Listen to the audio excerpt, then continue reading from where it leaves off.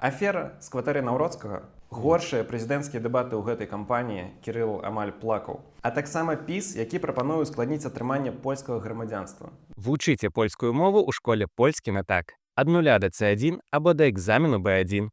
Зніжка 15% з кодам «Зроблена».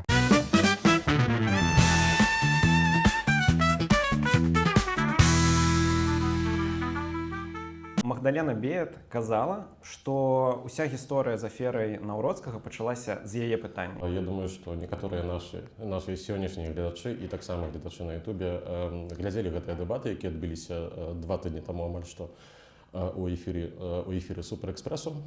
І пачалася ўся гэтая афера з абсалютна невіннага пытання Магдалены Беят да Карля Наўроцкага. Пытанне датычылася податку катастральнага. Так, мы гэта, дарэчы, абмяркоўвалі ў нашым палявым выпуску, які мы здымалі ў варшаўскім парку. Але што здарылася ў той момант? У той момант Карл Наўроцкі крыху паплыў і страціў кантроль над тым, што ён кажа, і ляпнуў, што ён, як і іншыя палякі, мае одну кватэру. І нават было чуць, што ў гэты момант ён запнуўся, бо ён, здаецца, проста зразумеў, што ён сказаў нешта не тое. Вось, гэта было вельмі выразна бачна. І насамрэч звычайныя гледачы увогуле ніхто нават не звярнулі на гэта ўвагу. Адказаў і пайшло ўсё далей. Але злыя языкі журналістаў нету. З гэтага нямецкага парталу Der Onet, так, як кажуць прыхільнікі Караля Наўроцкага, вельмі хутка адкапалі, што прабачце, спадар Караль, але вы тут схлусілі. Ось, у вас не одна кватэра, у вас 2 кватэры. Конечно, пасля высветлілася, што іх увогуле 3. Ось, але, окей, 2. Ось, і з гэтага моманту кампанія Карля Наўроцкага, якая, здавалася, набірала абароты, і нават я асабіста пахваліў яго ў падкасці, сказаў, што у нас расце новы палітык, яна пайшла пад адкос. Окей, давай сутнасць справы. Што там увогуле з гэтай кватэры? Чаму ўвогуле дрэнна, што ў чалавека не адна кватэра? Базава добра. Слухай, насамрэч, у гэтым няма нічога дрэннага. Можа быць і 15 кватэр, як у шматлікіх палітыкаў розных польскіх палітычных партый. Вось. Але гаворка пра тое, адкуль гэтая кватэра ўзялася. Бо высветлілася, што у 2011 годзе, прыкладна 11-12 год, Карл Наўроцкі падпісаў ці дамовіўся нейкім там чынам з нейкім чалавекам, якога ён называў сваім суседам і героем салідарнасці. Пачатку быў такі наратыў. І што ён гэтую кватэру ад яго пераняў. Далей вось пачалося ўсё тое, што спавадавала, што кампанія Карля Наўроцкага пагоршылася, а менавіта тлумачэнне штаба. Прабач, хвілінка, няма ж нічога дрэннага, што чалавек перадаў камусьці кватэру. Там была умова. Там была умова, з якой проста ўсё незразумела, бо версіі, якія казалі і штаб Карля Наўроцкага, сам Карл Наўроцкі, палітыкі права і справядлівасці, яны проста змяняліся часцей, чым мае шкарпэткі, насамрэч. Давай Штодзённа нешта новае. Крыху да рэакцый. Усё ж такі, у чым справа? Што Карл Наўроцкі падпісаў бумагі з гэтым Ежы, мне падаецца, яго завуць? Ежы Жэт. Што Карл Наўроцкі будзе яго быццам бы апекуном, будзе даваць грошы там на ежу, на ўсе патрэбы, а потым гэты чалавек перадасць яму кватэру. Так, насамрэч, слухайце, у такой умове няма нічога дрэннага. Гэта умова распаўсюджаная па ўсім свеце. Гэта называецца апека за старэйшай асобай, так, і ўзамен за апеку мы можам атрымаць нерухомасць гэтага чалавека у той момант, калі ён памрэ. Так. Ось, гэта распаўсюджана не толькі ў Польшчы, і на захадзе, і на ўсходзе таксама у роўным ступені. Окей, і калі выйшла гэта, такое міні-расследаванне журналістаў Нету, адразу пайшлі рэакцыі. Насамрэч, журналісты Нету зрабілі ўсё так, як робіцца падчас нейкіх гучных журналісцкіх расследаванняў. Яны пачалі дазаваць інфармацыю. Глядзець, дзе штаб і кандыдат спатыкаюцца, і контратакаваць новымі аргументамі, яшчэ больш закапваючы гэтага кандыдата. Класічны прыклад, насамрэч. І наколькі я разумею, што рэакцыя штаба была не вельмі, да? Увогуле, першы наратыў, які мы пачулі ад штабу і ад самого Карэля Наўроцкага, што вось гэта такі стары чалавек, які не мог сабе парадзіць у такім штодзённым жыцці. І вось ён, як супергерой, прыйшоў вось дапамагчы, каб аплаціць гэтаму чалавеку святло, цепло, накарміць яго, апрануць, ну і карацей усялякімі спосабамі клапаціцца пра гэтага чалавека. Супергерой, то бок Карэль Наўроцкі. Карэль Наўроцкі. Так, пры гэтым старшыня штабу Карэля Наўроцкага, Віжбіцкі, яе фамілія, прозвішча, прабачце. Карацей, яна сказала, што гэта быў герой салідарнасці, то бок вось чалавек, які змагаўся з камуністычным рэжымам. І тут вось пачало таксама нешта не клеіцца. Бо вельмі хутка журналісты апублікавалі інфармацыю, што некі гэта не герой, вось, што гэта чалавек, які меў шмат праблемаў у жыцці, алкаголік, вось, таксама меў праблемы з правам, крымінальныя праблемы з правам.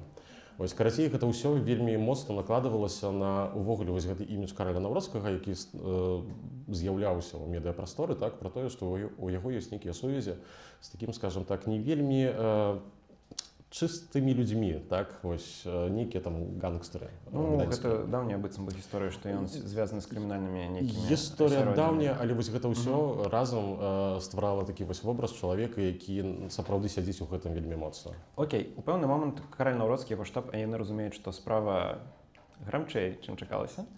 І ён дае прэс-канферэнцыю, дзе распавядае, што ён заплаціў за гэтую кватэру 120 000 злотых.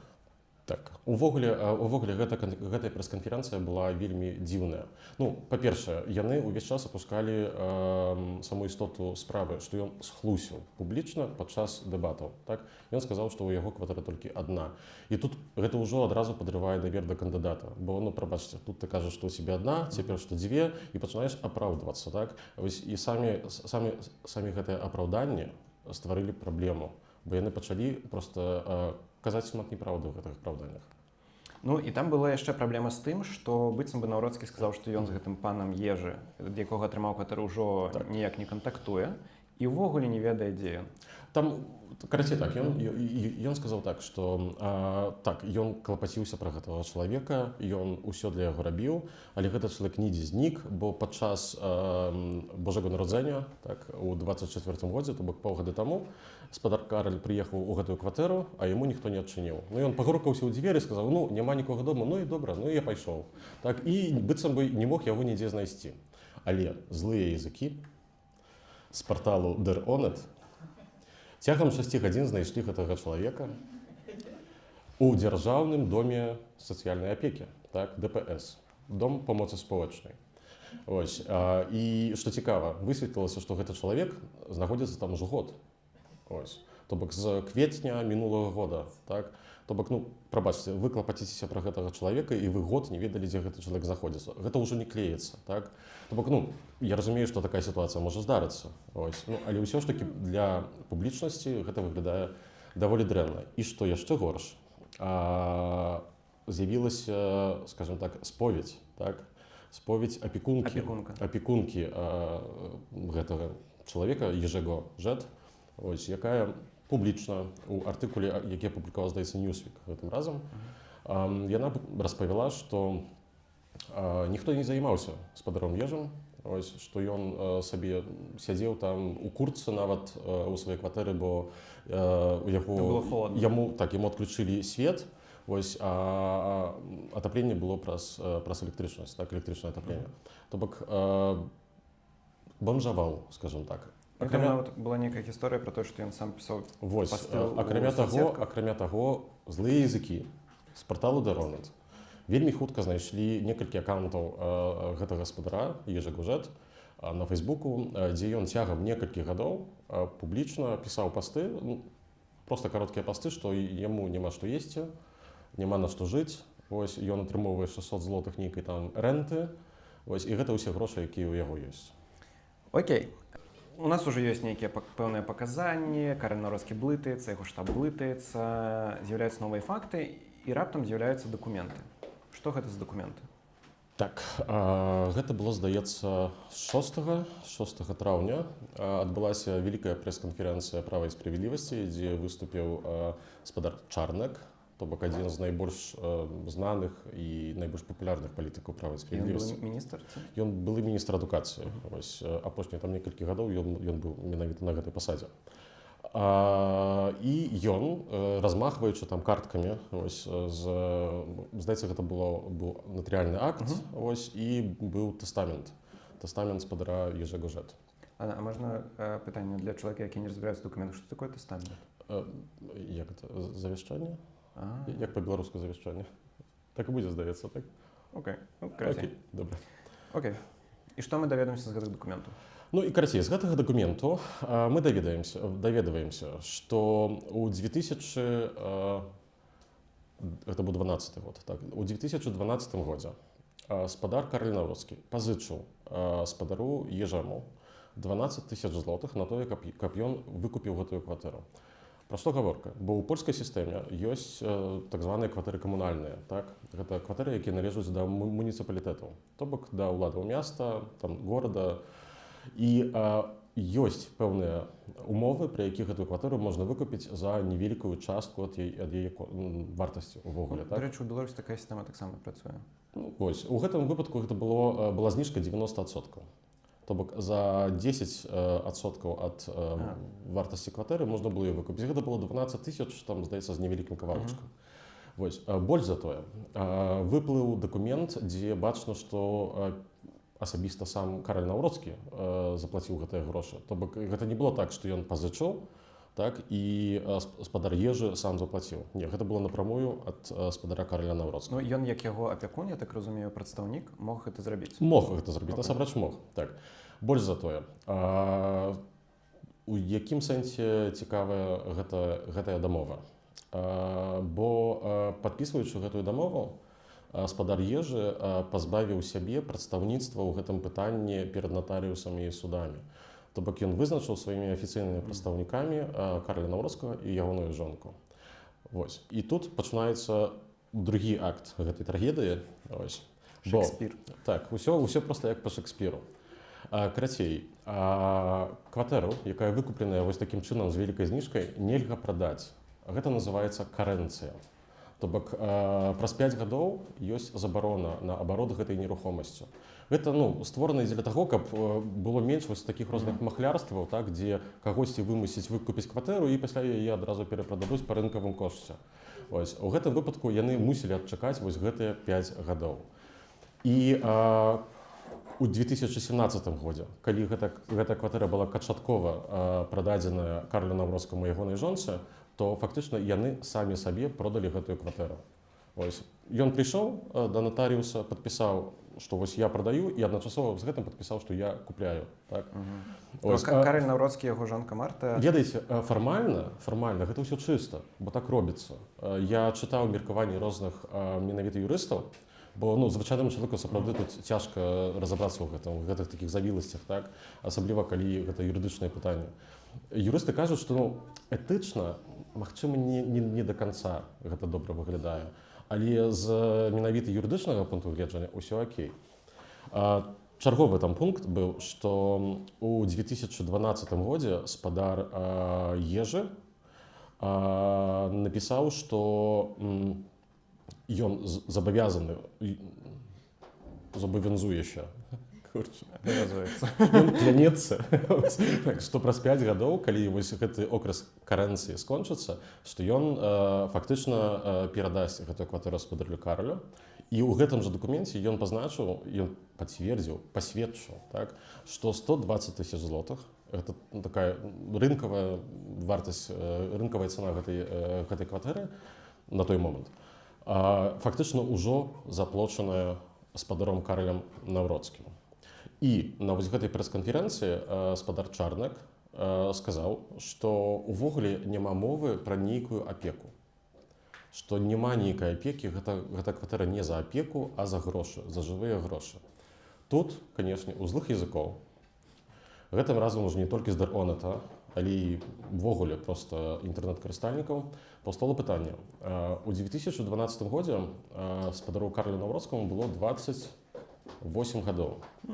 І ён сам публічна ў сваіх інтэрв'ю прызнаваўся, што на той момант ён зарабляў вельмі скромна, сціпла. Ён вось менавіта гэтага слова ўжыў, так? Пытанне, адкуль яго грошы? Пытанне, адкуль гэтыя грошы. Канешне. Заўсёды можна сказаць, што гэтыя грошы я атрымаў ад бездомнага, напрыклад. Так, ці Ілон Маск мяне прынёс Падарыў. Так, у пакеціку, так? Ну, ці проста знайшоў, так? Але вось тут таксама былі пытанні ў юрыстаў. Польская падатковая, яна вельмі дрэнна глядзіць на такія рэчы. Заўсёды пры вялікіх сумах, большых там, чым некалькі тысяч злотых, лепш мець нейкі паперак. Ось. А калі ты маеш паперак, то ёсць падатак. Ёсць падатак ад падарункаў. Ось ты нават сярод сваёй вельмі блізкай сям'і не можаш так проста пералічыць камусьці сотні тысяч злотых. Ось, нават там ёсць пэўныя ліміты, і гэта ўсё павінна прайсці праз падатковую. Асаблівага перцу гэтай усёй справе дадае той факт, што Марта Сандра Навроцкая, жонка Караля Навроцкага, яна працуе ў падатковай. Ось. Каб вы разумелі, так? Наколькі яны самі нарабілі балагану. Нічога падазронага. Ну, насамрэч, так, нічога падазронага няма. Так. Слухай, а ці былі нейкія адзнакі, ацэнкі, сколькі зараз каштуе гэтая кватэра? Каля 400 тысяч злотых. То бок, там 28,5 квадратных метраў. Ну, а вы ўсе ведаеце, якая сітуацыя, скажем так, у Польшчы. Не кватэра ў Гданьску. Мне падаецца. Та проста паўсюль. Тому, бачыце, узрост відавочна. Так, у 3,5 разы, так, прыкладна, гэтая кватэра падаражала. Там інвестыцыя была вельмі добрая, насамрэч. Окей. То бок здараецца сітуацыя, што Караль Навроцкі пэўны перыяд набіраў галасы. Всё было добра. Тут раптам здараецца гісторыя з кватэры, якую быццам бы распачала Магдалена Беец сваім пытаннем. Што іншыя кандыдаты? Там неяк дзіўна, кажуць, павёў сябе Саламір Мэнсон, у якога быццам бы была нейкая дамоўленасць, што яны не атакуюць адзін аднаго. У іх быў пакт аб неагрэсіі, так, то бок, скажем так, яны публічна стараліся адно аднаго не атакаваць, бо ўсе ведалі, што яны беруць сваіх выбаршчыкаў з аднаго пула, так, гэта правыя выбаршчыкі, людзі больш кансерватыўных поглядаў. Ось, і правы справядлівасці жыццёва важныя галасы Славаміра Мэнсона ў другім туры. То бок, канешне, яны стараліся без вось такіх атакаў. Недзе там, апошнія пару тыдняў, там нейкія ушчыплівосці, так, яны вось ужо пачыналі здарацца. А тут проста Славамір Мэнсон, як тая акула, ён пачуў кроў. Вось, зразумеў, што Акела прамахнуўся, так, ось, і пачаў яго атакаваць ужо вельмі адкрыта. Ты думаеш, што ён думае пра другі тур усё ж такі зноў? Так, гэта перадусім пра другі тур, а таксама гэта інвестыцыя ў тое, што будзе адбывацца пасля прэзідэнцкіх выбараў. Ён будуе сваю пазіцыю ў канфедэрацыі.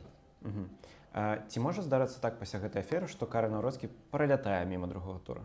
Ці гэта ўсё ж такі малаверагодна? На дадзены момант гэта ўсё ж такі малаверагодна. Канешне, гэтая сітуацыя, гэта канфлікт, не канфлікт, гэта афера стварае для яго вялікія праблемы, але гэта не тыя праблемы, якія б дазволілі яму вылецець з другога тура выбараў. Але ці ёсць ужо нейкія вынікі апытанняў, напрыклад? Так, канешне, увогуле, увесь час робіцца пытанне наконт гэтай сітуацыі, так, і яны ўвесь час крыху пагаршаюцца. Першае пытанне паказвалі, што там, насамрэч, у межах статыстычнай пагрэшнасці, то бок там 1%, 1,5%, вот такія рухы былі, так. То бок не можна сказаць, што так яно ёсць у рэальнасці, так, бо занадта малы адсотак, каб нешта сцвярджаць.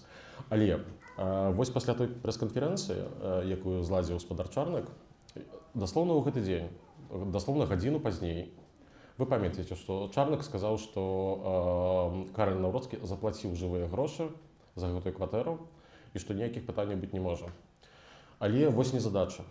Караль Навроцкі пайшоў на інтэрв'ю да вядомага польскага журналіста Богдана Рымановскага, які працуе ў Пальсаце. І падчас гэтай размовы Караль Навроцкі ізноўку ён сам усё гэта кажа. Ён сказаў, што ён ніколі не плаціў такіх грошай спадару Ежаму.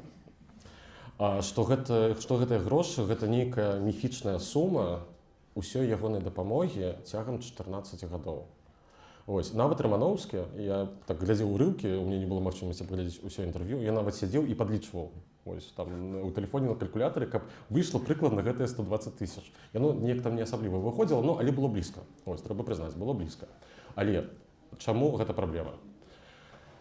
Калі падпісваеш натарыяльны акт, то унізе есть такая клаўзула, што я такі і такі пацвярджаю, што я сказаў праўду. За пасвядчэнне неправды у польскім карным кодексе да 3 гадоў турмы. Ось, і менавіта вось пасля гэтага інтэрв'ю я бачыў ужо ў твітары, што нават кансерватыўныя, прыхільныя правой справядлівасці публіцысты пачалі казаць, што ну, дрэнна. Вельмі дрэнна. До гэтага было нормально. Дагэтуль, ведаеш, можна было сказаць, ну, што, скажем так, праўда недзе там пасярэдзіне, там, ну, магчыма, гэтыя вось нямецкія СМІ, там, ОНЕТ, там, ўсё такое, вось, немцы атакуюць, так, вось, мы тут бранімся, не верце ўсяму, што кажуць. Ну, і насамрэч, я таксама маю такое адчуванне, што трэба шукаць недзе там нейкую сярэдзіну, так, што і адны і другія цягнуць у свой бок, як заўсёды гэта здараецца. Так? Але вось менавіта тут ён сам сваімі словамі сказаў і пацвердзіў, што ён зрабіў нешта, ну, не зусім чыстае. Потым ён зрабіў яшчэ адну дзіўную рэч. Сказаў, што аддае кватэру на дабрачыннасць. Ну, пагадзіся, што дзіўна выглядае, што калі ў цябе ёсць кватэра і ты ее набыў легальна, без рэгістрацыі СМС, то ўсё быццам бы норм. І навошта яе аддаваць на дабрачыннасць? Ну, насамрэч, гэта выглядае крыху як прызнанне сваёй уласнай віны, так? Бо, ведаеце, насамрэч, праблема ў тым менавіта, што яны самі змяняюць свае версіі, так? Самі ўвесь час кажуць рэчы абсалютна супрацьлеглыя. Што трэба было ім зрабіць увогуле з гэтай аферай? Па-першае, яны пра яе ведалі. Журналісты кажуць, што штаб Караля Наўроцкага ведаў пра гэтую праблему некалькі месяцаў. І Караль Наўроцкі, ось, дарэчы, учора там Гондек, так, ось, ён мае добрыя кантакты. Гэта журналіст ОНЕТу? Журналіст ОНЕТу, журналіст Ньюсвіка і адзін з вядоўцаў Стан Ваенковы, так, ось. Гэтага падкасту. Ён сказаў, ён мае вельмі добрыя кантакты менавіта ў самой партыі «Права і справядлівасць». Ён сказаў, што яны думалі, што гэта проста такая міні-праблема, якая не вырасце да нейкай вялікай праблемы. Ось. І ён таксама кажа, што Караль Наўроцкі, ён увогуле не разумее, чаму гэтая праблема настолькі раздулася. Ось. То бок, яны ведалі пра справу, і яны увогуле не падрыхтавалі нейкага плану дзеянняў. І вось праблема ў гэтым, што калі б яны у дзень выбуху гэтай аферы выйшлі ўсе на сцэну і распавялі ўсю гісторыю роўненька ад пачатку да канца, маглі б гэта яшчэ апісаць нейкімі прыгожымі словамі, што яны вось, там, ну, дапамагаюць старому чалавеку, што гэта дабрачыннасць і гэтак далей, то ведаеце, яно бы проста, гэтая справа зусім не вырасла б да такога маштабу. Яна прайшлася, людзі паразмаўлялі бы 2-3 дні і ўсё, насамрэч. Ось. І наверно бы яно скончылася. А так яно цягнецца дагэтуль ужо 1,5 тыдня. Славамір Менцэн атакуе, бо ён змагаецца за другі тур, усё яшчэ быццам бы. Што іншыя кандыдаты? Рафал Часкоўскі, Магдалена Бея, Чымон Галоўня, які таксама змагаецца? Рафал Часкоўскі асабліва моцна не каментаваў. Ён падчас, я праглядаў ягоныя выступы апошніх 7 дзён, парачку выступаў паглядзеў. І так, ён там жарцікам такім, што вось тыя, там, якія там забіраюць у старычкоў там кватэры, так? Ось. Магдалена Бея нападала за заяўленне ў пракуратуру. Ось. Яна была першай сярод палітыкаў, хто вось адрэагаваў такім чынам. Даволі цікавая была рэакцыя Шымона Галоўні, бо ён выскачыў з прапановай прыцягнуць Караля Наўроцкага ў Сейм на паседжанні камісіі па этыцы, каб разбірацца, там вось такі будзе таварышчаскі суд, так, дзе будуць вось разбірацца, што ён такога зрабіў. Па шчырасці, гэта была вельмі дзіўная прапанова, бо прыцягнуць Наўроцкага у атачэнні вось гэтых байцоў з права і справядлівасці, такіх больш дасведчаных палітыкаў, азначала б, што яны здолеюць абярнуць усю справу на сваю карысць проста. Бо практыка паказала, што ўсе гэтыя саймовыя камісіі гэта цырк на дроце. Што кажуць унутры партыі ПіС? Ну, унутры партыі ПіС, з таго, што я бачу па розных інсайтах ад розных людзей, якія маюць там кантакты, што, ну, па-першае, яны ў шоку. Вось, і гэта лагічна. Вось, але настрой іх усё ж такі бадзёры. Бо гэтая афера выбухнула ў такім моманце, калі яшчэ можна яе замяць. Ось. Слухай, да выбараў тыдзень застаўся. Да другога тура 3 тыдні. Ось, праз 3 тыдні ўжо мала хто будзе памятаць пра гэтую аферу, насамрэч. Ось, і ёсць яшчэ адна справа, што ось той бок, які выгарнуў гэтую ўсю аферу, так? То бок der Onet, злыя языкі, вось усе гэтыя, яны ў нейкі момант ужо пачалі нават пераграваць яе крыху. Ось. І не факт, што людзі будуць памятаць пра гэта пасля першага тура выбараў. Увогуле, пасля першага тура выбараў мы пабачым з вамі вялікі рэсет. Ось. Усе тыя пытанні, якія мы бачым цяпер, іх можна будзе вложыць мензабайкі, ось, просто выкінуць у сметніцу, бо адбудзецца просто абсалютнае ператасаванне электарату. Так. Крыху яшчэ пра меркаванне ПіС. Вось падавалася, што калі абіраюць Караля Наўроцкага, крыху хачу да ранейшага стэпу адысці, што ён вось такі чысты, сумленны, амаль немаўля кандыдат, якога добра праверылі, якога апрувнуў сам Ярослаў. Ну, мы гэта ўжо разумеем. Яго быццам бы апрувнуў Ярослаў Качынскі, так. І ён павінен быць такім святой. Вось. Але чаму атрымалася, што ён увогуле нейкі неправераны, у яго шмат шкілетаў у шафе, і вось мы пабачылі пра яго ўсё, што мы пабачылі, крымінальныя нейкія сувязі, аджатая кватэра. Магчыма, даведаемся нешта яшчэ па шчырасці. Ну, то бок, мы не ведаем. У дадзены момант невядома, насамрэч. Нібыта ходзяць нейкія чуткі, што ёсць нешта яшчэ. Але па шчырасці не ведаю, што гэта павінна быць, бо каб затапіць кандыдата права і справядлівасці, менавіта вось каб была гэтая манашка, то там сапраўды павінна быць жанчына. У тым сэнсе, што гэта павінна быць нешта, як кажуць у Польшчы, убычаёва. Калі б перад камерай выйшла нейкая жанчына і сказала, што вось я каханка Караля Наўроцкага, то гэта быў бы яго на канец. У мяне тут такі вброс меркавання, і мы ўжо перайдзем да пытання дэбату. І напрыканцы паразмаўляем пра прапанову ПіС зрабіць так, каб мы ўсе, хто яшчэ не мае грамадзянства Польшчы, ну не выехалі, неправда, не атрымлівалі яго там шмат гадоў. Чуў такое меркаванне, чытаў гэта, мне падаецца, што быў Анджэй Станкевіч з Онету, галоўны рэдактар, падаецца? Намеснік галоўнага рэдактара, так.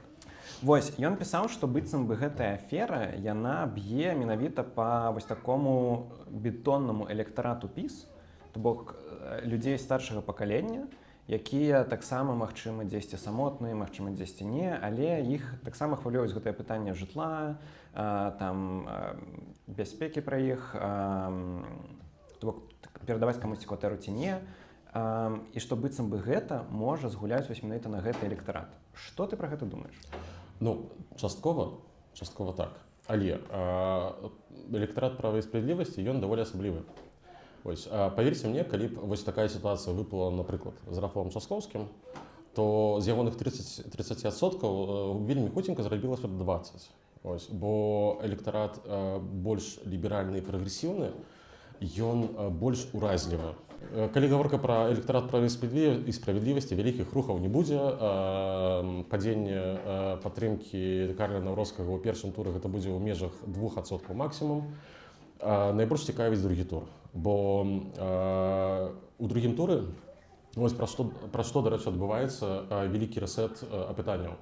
Перад другім турам прыходзяць людзі, якія не цікавяцца палітыкай увогуле. І яны ўваходзяць нейкія парталы, глядзяць: «О, курка водна, луч подводна», так? Што ж тут адбываецца? Гэта ж проста нейкі бандыт. Так? І вось яны не паглыбляюцца ў тэму, яны вельмі павярхоўна, проста так бегла прачытаюць нейкую інфармацыю, яшчэ паразмаўляюць з нейкімі знаёмымі, і тут будзе вельмі важны ўплыў іхняга асяроддзя, так? І канчатковае рашэнне, за каго прагаласаваць, прымуць вось у той момант, калі атрымаюць карту для галасавання. Вось, і тады яны так стануць і так падумаюць: ну, божа, ну, здаецца, будзем галасаваць на меншае зло. Так, вось пра Часкоўскага нічога такога дрэннага не пішуць. Тады да яго.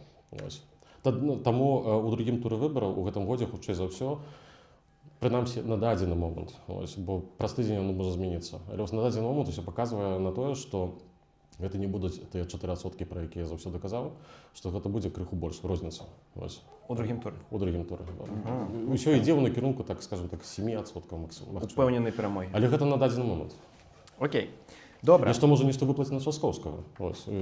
Абсалютна зразумела, што... Што ён знае шосты язык? Мову. Абсолютно зразумела, што права і справядлівасць таксама рыхтуюцца, яны не спяць. Там гэта дыназаўры палітыкі, так? Яны таксама ведаюць, што рабіць. Адзінае, што на Часкоўскага у іх значна цяжэй знайсці нейкі кампрамат, бо Часкоўскі быў ужо правераны 5 гадоў таму. 5 гадоў таму ён ішоў на выбары, ўсё, што маглі выцягнуць на яго, выцягнулі ў той момант. І ён ужо, калі ў той час прайграў, ён ведаў, што праз 5 гадоў ён вернецца як кандыдат. І яны дакладна рабілі ўсё магчымае, каб нішто не приклеілася. Каб ён сидзеў дома просто. Вось кончыш працу о 17-й, а 17:15 ты дома, з жонкай, і ўсё. З'еў вячэру і спаць. Окей. Пераходзім ад пытання кватэры Карэля Наўродскага да дэбатаў. Дэбаты былі ў ТФ «Рэпубліка» у правых каналах. Туды не прыйшлі левыя кандыдаты, акрамя Андрыяна Замбага, ну і Сенышын. Там не было Часкоўскага, не было Беет. Чаму ты лічыш, што гэта памылка, не гледзячы... Сенышын прыйшла. Сенышын прыляцела. З захвачаных імперый. Зорка смерці. Чаму ты лічыш, што Часкоўскі і Беет, што яны там не былі, што гэта памылка, не гледзячы на тое, што гэта дрэнныя дэбаты? Не, насамрэч, гэта не толькі памылка, просто, на мой погляд, усё ж таки трэба было ісці. Вядома, зразумела, што дэбаты ў тэлеканале «Рэпубліка» яны будуць рабіцца для менавіта правай бурбалкі, і пытанні будуць таксама з правай бурбалкі, але гэта нармальна. Таму трэба было проста прыйсці, не пабаяцца, адказваць на пытанні і паказаць сябе. Усё ж такі мы выбіраем прэзідэнта, а прэзідэнт будзе размаўляць не толькі з тымі людзьмі, якія яму падабаюцца, але з тымі людзьмі, якія яму не падабаюцца. Ты казаў мне перад запісам, што гэтыя дэбаты былі падобныя на дэбаты ў 23-м годзе, пра якія ты казаў, што гэта была такая прапаганда хутчэй. Не зусім, але былі пэўныя моманты, дзе гэта перарасло ў дэбаты 23 года. У чым адрозненне? Гэта ўжо другія дэбаты былі ў тэлеканале «Рэпубліка». Першыя адбыліся 2 тыдні таму, наколькі я добра памятаю. У дадзены момант гэта ўжо можа падавацца, што гэта даўно. І першыя дэбаты, падчас першых дэбатаў была толькі адна вядучая ад тэлеканала «Рэпубліка». Яна была, дарэчы, учора. Але учора дадалі яшчэ 2 вядучых. Адзін быў ад таксама правага тэлеканала «В Польсце 24» і быў яшчэ адзін там хлопец з тэлевізіі «Трвам». Гэта тэлеканал, які належыць да Ойца Рыдзыка ў Таруне, рэлігійнае тэлебачанне. І ад канала «В Польсце 24» быў чалавек, які да 23 года працаваў у ТФУП. Адамчык. Гэта такі вельмі адыёзны журналіст. Канешне, гэта яшчэ не Салаўёў, але прыкладна ў гэтым накірунку. І я ў падкасці распавядаў, як выглядалі дэбаты ў 23 годзе. Было пытанне, якое было вельмі доўгае, цягнулася парачку хвілін, сказаў на 10, дзе распавядалася, што там права і справядлівасць робіць усё добра, апазіцыя робіць усё дрэнна, што вы пра гэта думаеце, так? Прыкладна так ён задаваў пытанне таксама учора. Прыкладна ў такім жа ключы, пазаўчора. І гэта былі першыя дэбаты кандыдатаў пасля пачатку гэтай аферы з мяшканнем, і пытанняў пра гэта не было. І пытанняў пра гэта амаль што не было. Некаторыя кандыдаты крыху рабілі нейкія намекі, але проста усе дэбаты яны былі збудаваныя такім чынам, што не было свабодных пытанняў. То бок нават калі былі пытанні ад кандыдатаў да кандыдатаў, то яны павінны былі месціцца ў нейкай тэматыцы, акрэсленай рэдакцыяй. І там было развіццё Польшчы, была дэмаграфія, было там нешта яшчэ, так? Міжнародная палітыка, конечно. Але амаль што не было шансаў, каб задаць яму наўпрост пытанне менавіта датычнае гэтай аферы. Таму мы гэта амаль што не пачулі насамрэч. Жыццё. Чаму Ты зноў кажаш, мне падаецца, што пасля мінулых дэбатаў у ТФ Рэпубліка ты казаў таксама, што Наўродскі ведаў пытанне. Абсолютно упэўнены на 100%, што ён ведаў пытанне. Бо з Карэн Наўродскім вось праз тое, што ён яшчэ не вельмі дасведчаны чалавек, так? Па ім вельмі выразна бачна вось такія пераходы, так? То бок ён у першай палове гэтых дэбатаў, дзе былі пытанні, якія можна было загадзя яму паказаць, ён выглядаў нашмат больш упэўнена. Як толькі перайшлі да пытанняў, да якіх ён не мог быць падрыхтаваны, ён пачаў сыпацца. Это першае. Па-другое, ён падглядаў паперкі. Давай адзнакі. Зноў не ўсе кандыдаты, толькі асноўныя. Давай з Наўродскай пачнем. З Наўродскага? Карацей, Наўродскі, на мой погляд, выступіў даволі дрэнна. Па-першае, ён ведаў адказы на пытанні першае, так? Пасля, калі ўжо перайшлі да пытанняў ад кандыдатаў, то ён выразна нерваваўся. Нават дазволіў сабе ў нейкі момант назваць Шымон-Галоўні клоунам. Окей. Насамрэч, Шымон-Галоўня там паказаў крыху клоунады, але ўсё ж такі гэта так другая асоба ў дзяржаве, і ты ўсё ж такі на прэзідэнцкіх дэбатах, так? Таму, на мой погляд, ён не выступіў і не тое, каб выступіў вельмі дрэнна, але добрым выступам гэта назваць, напэўна, цяжка. Шымон-Галоўня, акрамя таго, што яго назвалі клоунам. Добрая паласа ягоных дэбатаў скончылася. Мы збілі настрой самі беларускімі пытаннямі проста. Гэта ўсё ты. Пасля таго, як ты яму паціснуў руку, то ўсё, перадаў яму зарад бодрасці і энергіі. Атрымліваецца наадварот. Ці наадварот, так. Не, насамрэч, калі дэбаты толькі пачыналіся некалькі дняў таму, і тады была серыя 3 дэбатаў, то там Шымон-Галоўні выстраліў, так? Нават мы яго ў нашым падкасці ўваскросілі, называючы яго Феніксам. Але у Фенікса ўсё ж такі крылышкі падпаліліся і высока ён не ўзляцеў. У чым прычына? Па-першае, што ўжо падчас чарговых дэбатаў у Суперэкспрэсе там быў выдатна падрыхтаваны і Часкоўскі, і Наўродскі, і Мэнсон даволі добра выступіў. І Шымон-Галоўня ўжо проста не выглядаў так добра на іхнім фоне, так? Па-другое, Шымон-Галоўня выразна пачаў нервавацца падчас дэбатаў. Здаецца праз тое, што ён проста разумее, што сітуацыя ў яго не найлепшая. Паказвае ён гэта ў тым, што ён паводзіць сябе не вельмі добра. Так, што перакрыківае перакрыквае контркандыдатаў увесь час, не дазваляе людзям скончыць нават проста сказ, устаўляе свае каментары. Выглядае гэта не вельмі прафесійна. Робіць шоу. Ён шоумен. Ўсё ж такі зрэлым палітыкам яго ўсё ж такі, што назваць цяжка. Окей, Шымон-Галоўня... За шмат шоу, за мала сур'ёзнай палітыкі. Окей, Шымон-Галоўня двойка за паводзіны? Двойка за паводзіны. Яшчэ пару словаў хацеў бы сказаць пра тое, што ён менавіта казаў. За шмат вады. Канечне, усе палітыкі льюць воду, гэта нармальна. І на каго там не паглядзіш. Адзінае, што, магчыма, Славамір Мэнсон стараецца быць такім нібыта вельмі мерыторычным, так?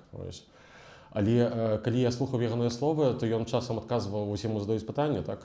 Ён у сваім адказе адказвае тое ж самае пытанне, проста абярнуўшы ў гэта такую нейкую абёртку, такую больш прывабную і прыгожую. Мэнсон? Мэнсон добра пачаў і дрэнна скончыў. Дэбаты былі сканструяваныя такім чынам, што першы блок пытанняў быў ад экспертаў.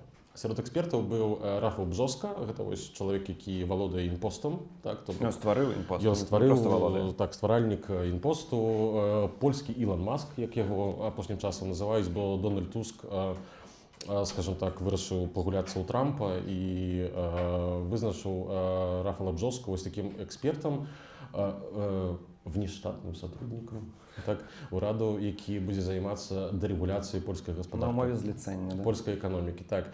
Ён задаў пытанне пра дэрэгуляцыю польскай эканомікі, пра абмежаванне бюракратыі і гэтак далей. Таксама было другое пытанне ад старшыні Саюза лекараў, гэта так можна называць, так, ізба лекарская. адносна службы аховы здароўя. І трэцяе пытанне было ад прафесара польскага канстытуцыяналіста, які задаў пытанне пра прававую сітуацыю у польскай дзяржаве, так, праважоннасць, так званую. Вось. І тут я хацеў бы выдзеліць дзве асобы. Ну і перадусім гэта быў Менсон. Вось на пачатку ён сапраўды выстраліў, асабліва ў пытанні пра праважоннасць. Так. Ён вельмі моцна ударыў у гэты попіс, так, дуополь права і справядлівасці платформы абыватэльскай, і вярнуўся да сваёй прапановы, да прапановы канфедэрацыі агулам адносна таго, што ў Польшы трэба зрабіць рэсэт канстытуцыйны. Так. Ну, таксама ў падкасці некалі абмяркоўвалі больш падрабязна, бо з тым, што адбываецца у польскай палітычнай сістэме, трэба нешта рабіць. Так, я падкрэсліваў шмат разоў, што ёсць дзве судовыя сістэмы, дзве пракуратуры. Карацей, тут Славамір Менсон сапраўды гучаў вельмі добра. Таксама прыкладна на адным узроўні з ім быў Адрыан Занберг. І таксама трэба падкрэсліць, што Занберг менавіта падчас гэтых дэбатаў паказаў узровень сваёй формы прыкладна як падчас знакамітых дэбатаў у 2015 годзе, калі ён упершыню публічна сябе паказаў. І я проста памятаю рэакцыю ў польскім грамадстве ў той момант, што ўсе паглядзелі і пыталіся адно аднаго: «Вау, а хто гэта?» Просто такі подых свежага паветра на той момант. Я думаю, што там тыя, хто глядзелі наш падкаст, ці тыя, асабліва тыя, хто глядзелі дэбаты ў Суперэкспрэсе, памятаюць вось гэты прыёмчык Славаміра Менсона з тэлефонам, так, дзе ён бярэ тэлефон, вось так да мікрафона заставіць і ўключае нейкія выповедзі. Так. Што сказаў, напрыклад, Рафал Часкоўскі? Што сказаў Рафал Часкоўскі 10 гадоў таму і што ён кажа цяпер на гэты конт. Так? Ну і каб падкрэсліць непаслядоўнасць чалавека. Насамрэч, усе палітыкі непаслядоўныя. Пра Славаміра Менсона кажуць, што ён нібыта паслядоўны. Не. Ён таксама непаслядоўны. Гэта палітыка. І, карацей, ён у гэтым разам быў заатакаваны, скажем так, сваёй уласнай зброяй. Ажно 3 кандыдаты. Так? Гэта быў Шымон Галоўня, гэта быў Артур Бартошевіч. Ёсць такі кандыдат, такі, скажем так, ніхто пра яго нічога не ведае, акрамя таго, што ён выкладоўца на СГХ, гэта школа główna-handlowa ў Варшаве. Вось якім чынам ён сабраў 200 000 подпісаў, таксама невядома. Вось, магчыма, знайшоў. Студэнты. А магчыма, студэнты дапамаглі. Так, вельмі верныя, лаяльныя студэнты. Ну і, канешне, Адрыан Занберг. І гэта, здаецца, галоўны хайлайт увогуле гэтых дэбатаў і галоўны мем, які проста будуць успамінаць, што вельмі доўга. Да, там ёсць смешны мем, дзе ён такі шукае. Так, бо не Славамір, можа. Адрыан Занберг, ён дзядзя, вось, я вялікі дзядзя, а ён яшчэ велікшы дзядзя. Вось, у яго ўзрост пад 2 метры, здаецца, вось, і ён такі бык, вось, брада, вікінг, ён жа з Даніі, яго называюць альбо вікінг, альбо дуньчык, датчанін. Ну і, карацей, у ягонай далоні, здаецца, любы тэлефон будзе выглядаць як запалкі. Ён узяў гэты тэлефончык вось так, знайшоў там нейкі відосік, а там тэлефон, здаецца, проста у далоні звычайнага чалавека будзе больш за далонь. А тут вось такі тэлефончык ляжыць, і ён так знайшоў нейкае відэа. Не, чакай, спачатку ён запытаў, тапіць чалавека трэба ўмець. Спачатку ён запытаў Славаміра Менсона, што той думае пра сацыяльную палітыку. Так, то бок, пра дапамогу пенсіянерам, пра 13-ю, 14-ю пенсію, пра 800+, і гэтак далей. Славамір Менсон перад камерай сам сказаў, што ён не збіраецца ўвогуле нічога ў гэтым змяняць, што увогуле гаворкі пра гэта няма, што дапамога будзе далей. І пасля гэтага Адрыан Занберг уключыў, так, знайшоў гэты відосік, паднёс яго да мікрафона, дзе Славамір Менсон уласнымі словамі. Вельмі энергічна. Вельмі энергічна, вельмі так палымянна. У 23-м годзе казаў, што мы скасуем 13-ю пенсію, мы скасуем 14-ю пенсію, не будзе ніякай падвышкі 500+ до 800+, ніякіх сацыяльных выплат, увогуле уводзім манетарызм, ну і, карацей, ідзіце ўсе далёка-далёка, нейкіх грошай вы не атрымаеце. Вось, на што Славамір Менсон выразна ўжо занерваваўся, было бачна і было чутна, бо ён пачаў казаць, крычаць, нешта, што «А чаму вы гэта пушчаеце? Гэта ўвогуле парламенцкая кампанія, а цяпер у нас прэзідэнцкая кампанія». Ну, карацей, ён сам сябе закапаў. Вось. Выглядала гэта дрэнна. Вось. Міф пра паслядоўнасць вось такім чынам рассыпаецца. Што яшчэ важна, людзі, якія глядзелі тэлеканал Рэпубліка, тэлевізію Трван і гэтак далей, гэта ў асноўным электарат права і справядлівасці. Там шмат людзей сталога ўзросту. І вось такія сцвярджэнні, што мы заберем у вас 13-ю пенсію. Не падабаюцца. Не падабаюцца. ПіС прапанаваў як гэта узмацніць, падоўжыць, ускладаніць жыццё. Карацей, чакаць на грамадзянства польскае будзе зараз сколькі не 8 гадоў, а прыкладна 15 яны хочуць зрабіць. Цяжка знайсці цэнзурную рэакцыю. Пракручваю ў галаве слова. Давай, магчыма, хутка пра гэта, бо наколькі я разумею, што гэта пакуль што толькі законапраект, і ён ўсё ж такі апазіцыі. Які не будзе прыняты. Ну, вось на гэтым мы і скончылі. Не, давай крыху сёння... Не, насамрэч, сімптаматычная самапрапанова, бо ведаеш, я прывык да таго, што по нашым падкастам заўсёды мне падкрэслівалі, што я такі лявак, які не разумее, колькі права і справядлівасць добрага зрабіла беларусам, і што ўвогуле это найбольш прабеларуская партыя. Ну і фактычна трэба прызнаць, і мы это таксама ў падкасце прызнавалі, што менавіта падчас кіравання права і справядлівасці заўсёды было найбольш розных ініцыятыў. Тут яны выскачылі з такой прапановай, якая патэнцыйна можа вельмі моцна ударыць ва ўсіх амаль што мігрантаў. Окей, фінальна твая ацэнка. Прымуць ці не прымуць? Не, конечно, не прымуць.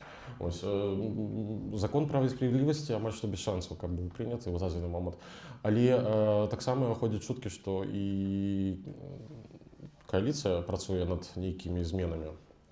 Але пакуль увогуле невядома, што там можа быць. Дарэчы, вяртаючыся да таго, што рабіў для беларусаў, грамадская платформа, напрыклад, уводзіла новыя законы па легалізацыі пабыту ў 2009 годзе, як я памятаю. У 2014 годзе быў прыняты закон пра грамадзянства, і ўсё ішло ў накірунку спрошчвання працэдур. То бок яны таксама нешта рабілі ў гэтым плане. Але пра гэты закон я не веру, што ён будзе прыняты. Окей. Але нейкія змены дакладна будуць. Але мы пакуль яшчэ не ведаем, якія. І маё фінальнае окей. Гэта быў падкаст, зроблены ў Польшчы. Дзякуй, што глядзелі. Вы, дарэчы, першыя, хто паглядзелі гэты выпуск. Гледачы нашы ў Ютубе паглядзяць крыху пазней.